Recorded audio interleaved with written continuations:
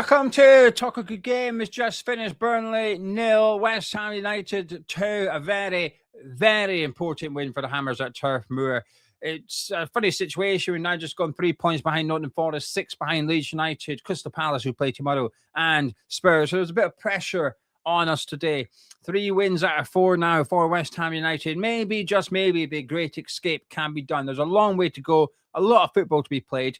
All we can do is do our side of the deal. Just win our games, pick up our points, and hope someone drops points above us and we can catch them. Today was just another game that we had to go and win. And I actually think today's performance overall wasn't as good as Spurs or Sunderland, and it wasn't as good as the first half against Chelsea.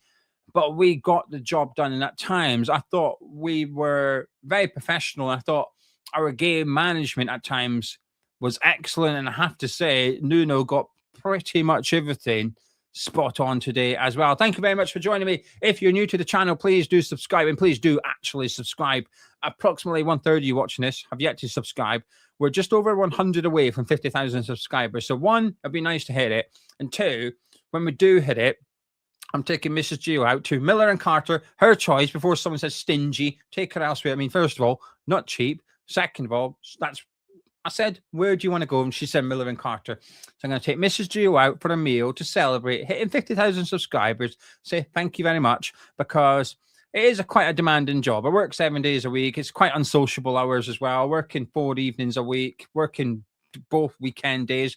And there's events when she say, oh, it's such and such having a christening, such and such has got a birthday party, and I have to say, no, I can't go. No, I can't go. So it's very unsociable. So she puts up with a lot. So I'm going to say thank you for allowing me to do this. So I'm going to treat her. So basically, Mrs. Gio is asking you lot to subscribe so I can take her to Miller and Carter. Maybe I'll just do proper Scotsman and take her there for Mother's Day and say, hey, this listen, this is Mother's Day. Your steak is for Mother's Day. Your dessert is for 50,000 subscribers, right? Listen, you can take the man out of Scotland and all that. Right, let's get into the game. I thought it was quite a cagey start, to be honest with you. I thought it was quite a nervy start. We had plenty of the ball. We were moving the ball around at the back, and Burnley just weren't pressing us. And I think it looked like 2 nervy-ish teams out there. It was a little bit scrappy, but it was just requiring a little bit of quality. And it was going to be interesting to see how we break them down, because when we had possession, they were sitting off, and we did it. We did it. Fernandez was running towards the Burnley defense. Great ball to Summerville. Fantastic finish by Summerville, and that's just a player in confidence. Dubravka comes out. He doesn't do much wrong, the goalkeeper, but Summerville just dinks it over him. 1-0 West Ham. And I have to say, a lot of our goals recently, we've been scoring some really good team goals, and we've gone to score another as well.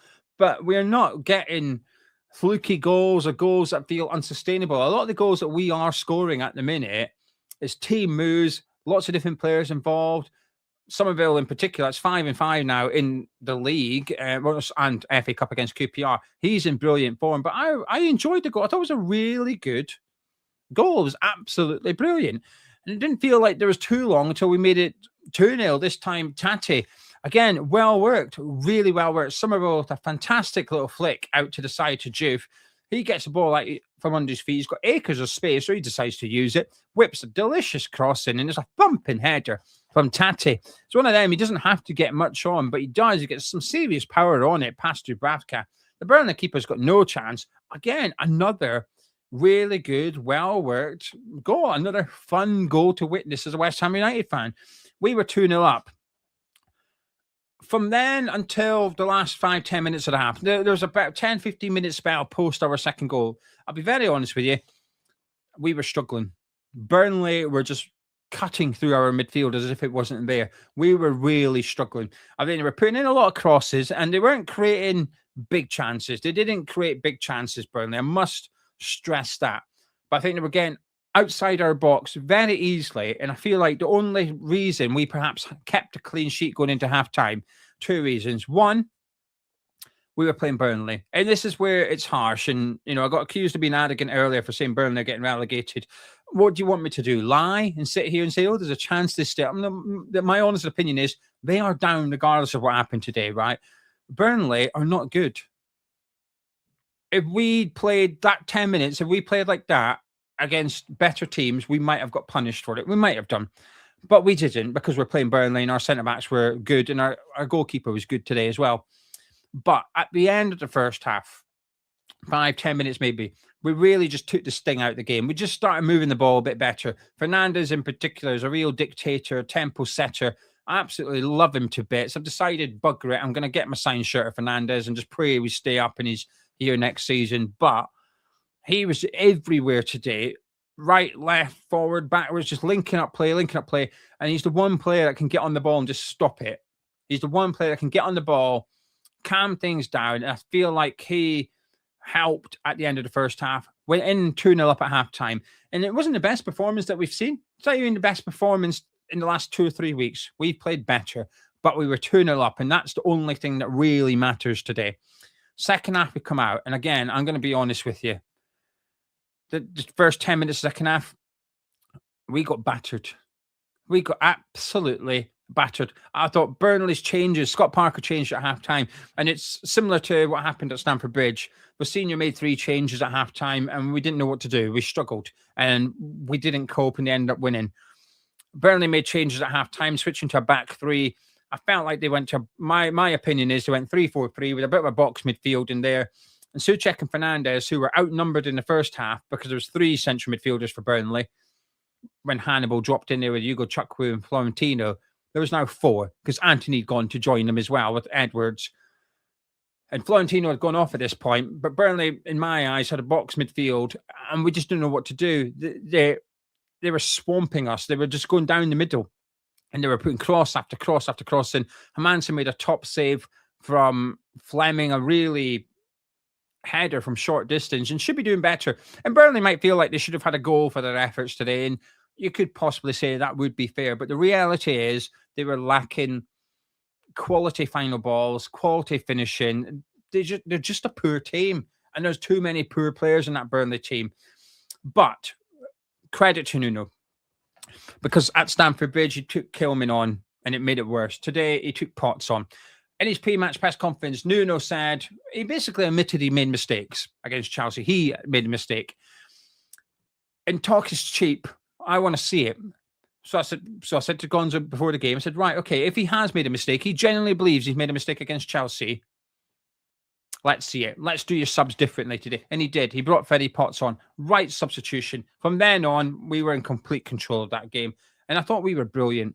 We were brilliant at managing the game. We were just slowing it down, took the sting out of it. We killed Burnley. Burnley had 10 minutes in the second half where they had a bit of enthusiasm. They had a bit of energy.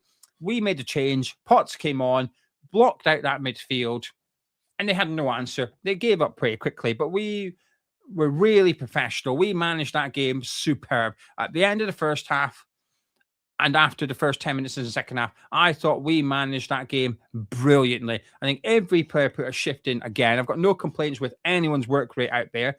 And he would go on to get the next set of substitutions right as well. Because Diouf, who was on a yellow card, made an iffy foul. And the referee certainly caught an eye of it. And we didn't have to wait long. And he was off and Scarles was on. And then he also brought on Pablo for Taty. I agreed with those subs as well. Then the ones he made at the very end, it's fine. You're killing time. Bowen and Summerville off for Adama and Walker-Peters. The game's done by then. Nuno got everything right today, in my opinion. He got the starting 11 right. He made big calls. A lot of talk that Areola was injured, picked up a knock, and that's why he went with Hermansen. Even if he chose Hermansen, even if he dropped Areola and put Hermansen in, it was justified. 2 clean sheets this season. Both times, Hermansen's been in goal. He had to deal with some shots. A couple of really good saves from Hermansen, but his crossing, I thought he was comfortable. He's coming out, and he wasn't punching. He punched a couple early on, but later in the game, he was coming out and catching them. He was just stopping it. He was coming out, catching them. His distribution was good. 1 point, his pass to Fernandes down the middle of the pitch was just brilliant. So I was really pleased with that. Disasi coming in, big call. I was pleased Disasi started. I was justified to want him to start. Nuno was justified starting him. He had a really good game as well. again, you have to take everything into consideration. Burnley were poor. So he wasn't coming up against Erling Haaland today, but he did what he had to do with ease. He looked comfortable. He didn't look like, this is the biggest compliment I can give to Sassy. He did not look like a new signing. That's a huge compliment for someone that joined less than a week ago. You couldn't tell.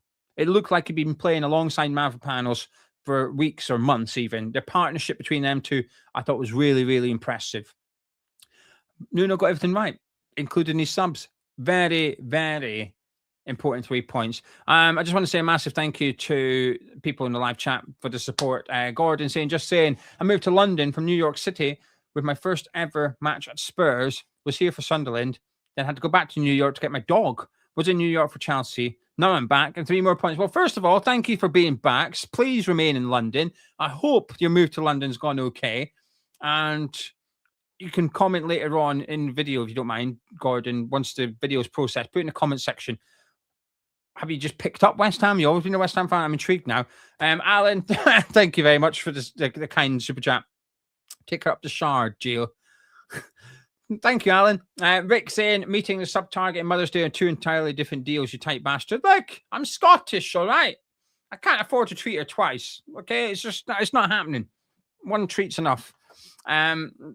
Scarmingy saying, can't subscribe twice, but I hope this helps. It does, thank you. I can only hope our confidence in one hasn't come too late. Going to be a full season of stress. Enjoying the games again, though. And also to Andy saying, cautiously confident, but still nervous. Hope is back. 3 wins from 4. We're in good form. But also, the game that we didn't win, the game we lost, obviously, with Chelsea, we're 2-0 up at half-time. We arguably could have or should have had 12 points out of 12. We are in form. All we can do is win our games. Like I said at the start of the video, 3 behind Nottingham Forest. I bet if Forest fans are watching this, they would have been fuming last night. Watching that today, they're going, go away, West Ham. Because that's just it. They want us to go away. Forest, Leeds, Spurs, Palace, they'll be going, well, you lot just go to the Championship quietly. But we're not. We're putting up a bit of fight. That's all we can ask, that they put up a bit of fight. And they're doing that. I thought we had a lot of decent players today. My man of match is Mavropanos. I think there's a few contenders. I don't think anyone was, 10 out of 10. I don't think we had an outstanding player. But I thought Mavropanos was brilliant at the back. I think he had a lot to do. And he is my man of match today. Thank you to Motors. Great commentary. You had me hooked. Thank you for joining me. Darren, I'm not going to Tamworth. I'll tell you why. I've been in Scotland. I was buzzing that we got Tamworth, and then I was gutted when I seen the date of it because I've already booked Scotland. And I tried to change it. I mean, this is what I'm talking about. Mrs. Gio understanding. I said to her, look, can we maybe change the dates? And she said, yep, but we've already booked the place, and it's non-refundable because you obviously save a few quid if you book it. Non-refundable, so Scotsman and all that, right? So I paid the cheaper rate. So I have tried to move it, and they did let me, but someone's booked it for the Saturday, so I'm stuck. So frustratingly, no. Drew, will I start Hermanson on Tuesday? We'll discuss it in the Man United preview with Gonzo, if you don't mind, who did want Hermanson to start today. And Jingle, thank you very much. Viva Taty, viva Taty. I don't know if that's how you would sing it, but listen, thank you very much for joining me. It's a bit short and sweet. Today was all about the win. A lot of pressure on us today because it's maybe been the first game in quite a long time. Someone said to me, when's the last time we won a must-win game? And I said, Burnley at the London Stadium. But today is one of the first games in a while we've been the favourites. And there was pressure on us. We had to get the win. And I don't think it was we were at our best. And listen, that's not a criticism. People will take it as a criticism. It's not. People take it as negativity. But listen to what I'm saying. I'm pleased we've got the win, but we weren't at our best. If I said that we played better today than against Sunderland, I'd be lying. Okay, we were better in the first half against Chelsea than we were today.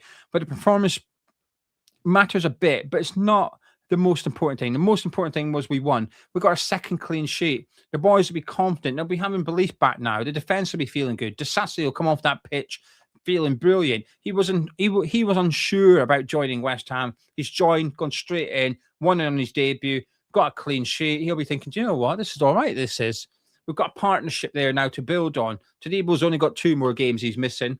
but Matt Palace and Matt Palace and Disasi played well today. Burnley were the perfect opponents for us this afternoon, but we still had to get the job done. We've done it now. We can relax a little bit. Pressured on Crystal Palace away to Brighton tomorrow.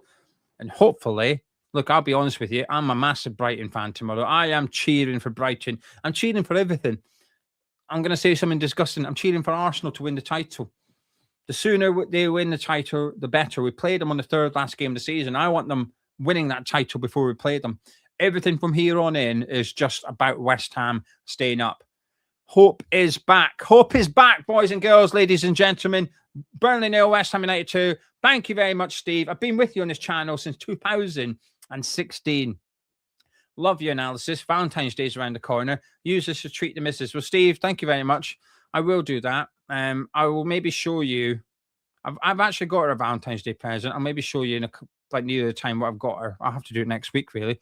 And Mark, we need to break Man U's run. We do. That guy, his afro needs to keep on growing, right? We're not going to be the team that lets him cut his hair off. Thank you very much for joining us. Please get involved. Subscribe. Drop a like on it.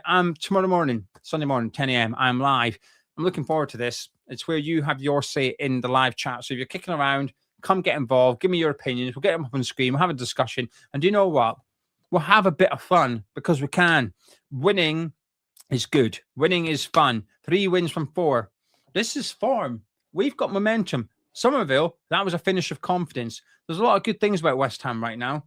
The league table, it's better than it was. It wasn't that long ago we were 7 points behind Nottingham Forest. Now we're 3. Maybe we can do this. But we had to win today. We got it done. Thank you very much for joining me. Catch you in a bit.